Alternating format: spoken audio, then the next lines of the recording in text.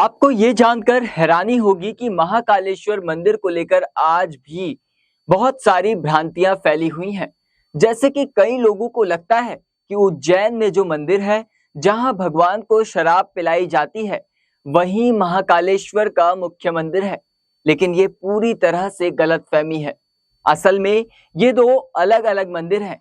हाँ, ये बात सच है कि ये दोनों मंदिर एक दूसरे से बहुत दूर नहीं है, और कहा जाता है कि इन दोनों मंदिरों को जोड़ने वाली एक गुफा भी है, जहां काल भैरव बाबा का मंदिर अपने आप में एक रहस्यमय और चमत्कारी मंदिर माना गया है। वहीं महाकालेश्वर मंदिर के भी कई रहस्य हैं, जिनके बारे में बहुत कम लोग जानते हैं। आज हम आपको उन्हीं रहस्यों के बारे में, उन्हीं मंदिर से जुड़े 3 बड़े रहस्यों के बारे में बताने जा रहे हैं। साथ ही ये भी बताएंगे कि इस मंदिर तक आप कैसे पहुंच सकते हैं और यहाँ ठहरने और खाने की क्या-क्या सुविधाएं हैं। सबसे पहले बात करते हैं महाकाल मंदिर के पहले रहस्य की। महाकाल नाम सुनते ही एक गहरी शक्ति और गूंज महसूस होती है। जी हाँ, बहुत से लोग मानते हैं कि चूंकि यहाँ भस्म की आरती होती है और कहा जाता है कि पहले यहाँ जलती हुई चिताओं की राख से पूजा होती थी, इसीलिए इस मंदिर का नाम महाकाल पड़ा। लेकिन ये पूरी तरह से सच्चाई नहीं है। दरअसल काल का अर्थ होता है मृत्यु और समय। महाकाल का अर्थ होता है मृत्यु के भी काल, यानी जो मृत्यु को भी नियंत्रित करते हैं। प्राचीन मान्यताओं के अनुसार माना जाता है कि एक समय था जब पूरी दुनिया का समय यहीं से नियंत्रित होता था। जी हाँ, इसीलिए इस मंदिर को महाकालेश्वर मंदिर कहा गया। एक और कारण इस नाम के पीछे है। कहा जाता है जब एक बार उज्जैन और एक राक्षस ने हमला कर दिया था उज्जैन पर, तो भगवान शिव खुद अवंती नगरी में वासियों के रक्षा के लिए आए और राक्षसों का अंत किया। वो उस राक्षस के काल बनकर आए थे और फिर उज्जैन में ही विराजमान हो गए। क्योंकि वे काल यानी मृत्यु और समय के भी स्वामी हैं, इसीलिए उन्हें महाकाल नाम दिया जाता है। अब बात करते हैं दूसरे रहस्य की, जो और भी रोचक है। राजा या मंत्री यहाँ क्यों नहीं रुकते? जी हाँ, यह बात बहुत ही अजीब लगती है, लेकिन सच्ची है। उज्जैन में महाकाल मंदिर के पास कोई भी राजा या बड़ा मंत्री रात में नहीं रुकता। इसकी शुरुआत हुई थी राजा विक्रमादित्य के समय से। ऐसा माना जाता है कि इस शहर के असली राजा स्वयं भगवान महाकाल हैं और उनके रहते किसी भी अन्य राजा को इस शहर में रुकना ठीक नहीं माना जाता। इतिहास में इसके कई उदाहरण मिलते हैं, जैसे कि देश के पूर्व प्रधानमंत्री मोरारजी देसाई महाकाल मंदिर में दर्शन के बाद रात में उज्जैन में रुके थे और अगली सुबह उनकी सरकार गिर गई। इसी तरह कर्नाटक के मुख्यमंत्री बीएस येदियुरप्पा उज्जैन में रुके थे और कुछ ही दिनों में उन्हें अपने पद से इस्तीफा देना पड़ा। यही नहीं, ग्वालियर में राजघराने के महाराज और वर्तमान समय में भाजपा नेता ज्योतिरादित्य सिंधिया ने भी कभी उज्जैन में रात नहीं बिताई। कुछ लोग इसे संयोग मानते हैं, लेकिन कुछ लोग धार्मिक मान्यताओं को मानते हैं।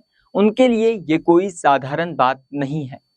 उनके अनुसार भगवान महाकाल इस नगरी के एकलौते राजा हैं और उनके अलावा कोई और यहाँ राज नहीं कर सकता।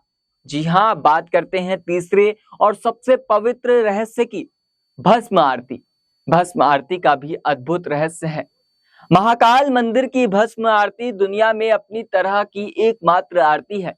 यह आरती हर सुबह तड़के की जाती है और इसके लिए विशेष प्रकार का राख उपयोग होता है। इस आरती की शुरुआत कब हुई, इसके पीछे भी एक कहानी है। कहा जाता है एक समय में राजा चंद्रसेन शिव के परम भक्त थे। एक दिन वे मंदिर में भगवान शिव का जाप कर रहे थे और ये मंत्र एक किसान का बेटा सुन रहा था। उसे मंत्र सुनकर आकर्षण हुआ और वो भी मंदिर गया, लेकिन मंदिरों के सैनिकों ने उसे बाहर निकाल दिया। फिर वह बच्चा जंगल में जाकर भगवान शिव की भक्ति करने लगा। उसी समय यह अनुभूति हुई कि दुश्मन राजा उज्जैन पर हमला करने वाले हैं। उसने तुरंत पुजारियों को यह बात बताई। तब पूरी नगरी शिव की आराधना में जुट गई और तभी राक्षस दूषण ने हमला कर दिया। जिसे ब्रह्मा जी का वरदान प्राप्त था, दूषण को ब्रह्मा जी का वरदान प्राप्त था कि वह अदृश्य रहेगा। लेकिन भगवान शिव ने अपने भक्तों की पुकार सुनकर प्रकट हुए और दूषण का वध करने लगे। उसके बाद उन्होंने दूषण की राख से अपना श्रृंगार किया और तब से भस्म आरती की परंपरा शुरू हुई। यह आरती भगवान शिव को चिता की राख से दी जाती है। हालांकि अब इसमें विशेष सामग्री का उपयोग होने लगता है। शिव पुराण के अनुसार भस्म तैयार करने के लिए कपिला गाय के गोबर के कंडे, शमी, पीपल, पलाश, बेर की पेड़ की लकड़ियां, अमलतास और बरगद के पेड़ के जड़ को भी एक साथ जलाया जाता है। इसी राख से भगवान शिव का श्रृंगार होता है। अब आते हैं उस जानकारी पर जो हर भक्त के लिए सबसे जरूरी है। महाकालेश्वर मंदिर कैसे पहुंचा जाए? अगर आप दिल्ली, मुंबई, कोलकाता या चेन्नई जैसे किसी बड़े शहर से हैं, तो ट्रेन के माध्यम से आप आसानी से उज्जैन पहुंच सकते हैं। उज्जैन में 2 प्रमुख रेलवे स्टेशन हैं, उज्जैन जंक्शन और विक्रम नगर। इन दोनों स्टेशनों से महाकाल मंदिर ज्यादा दूर नहीं है। स्टेशन से लोकल बस या टैक्सी लेकर आप सीधे मंदिर पहुंच सकते हैं।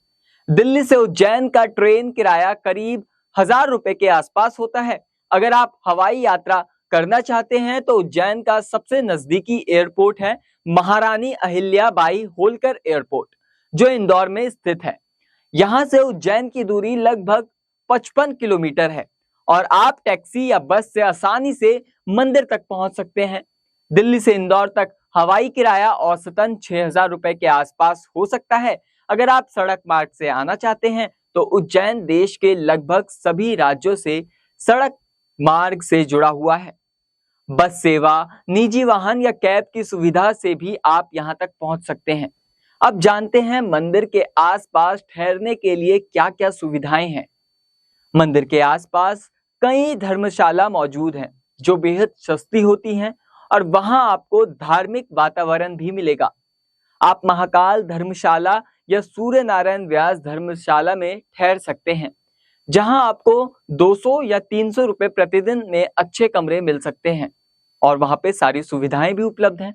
अगर आप होटल में ठहरना चाहते हैं तो मंदिर के आसपास बहुत से बजट होटल उपलब्ध हैं जो आपकी जेब के अनुकूल ही रहेगा, जैसे कि कृष्णा होटल, होटल आराध्य, होटल श्रेयांश आदि, जहां 500 से 600 रुपए में आपको एक अच्छा कमरा मिल सकता है। कुछ होटल्स तो ऑनलाइन भी बुक किए जा सकते हैं, जिसकी आपकी यात्रा और भी आसान हो सकती है। अब बात करते हैं खाने पीने की जगहों की। मंदिर परिसर के पास बहुत सारे ढाबे और रेस्टोरेंट्स हैं जहां आप शुद्ध और स्वादिष्ट भोजन का आनंद ले सकते हैं। जोशी दही, बड़ा हाउस, किशन रेस्टोरेंट और डमरू वाला रेस्टोरेंट जैसी जगहें बहुत प्रसिद्ध हैं। यहाँ पर आपको सादा और सात्विक भोजन से लेकर स्पेशल उज्जैनी स्वाद भी मिल सकता है।